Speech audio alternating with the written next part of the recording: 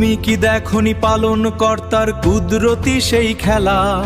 কেমন দশা হয়েছিল তাদের হস্তি বাহিনীর বেলা। আবরাহা এলো মক্কা ঘিরতে, সাথে বিশাল দল। ভেবেছিল সেই সর্বশক্তিমান বাহুবলে মহাবল। কিন্তু প্রভু কি ব্যর্থ করেননি তাদের কুটিল চাল? চূর্ণ কি হয়নি তাদের দম্ভ আর সব মায়াজাল?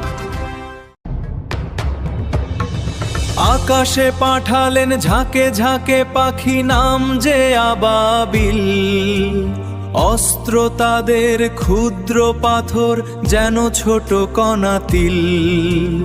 সেই পাথরের প্রতিটি আঘাতে ছিন্ন হলো দেহ। বাঁচাতে পারলো না তাদের আকাশ বা জমিন কেহ।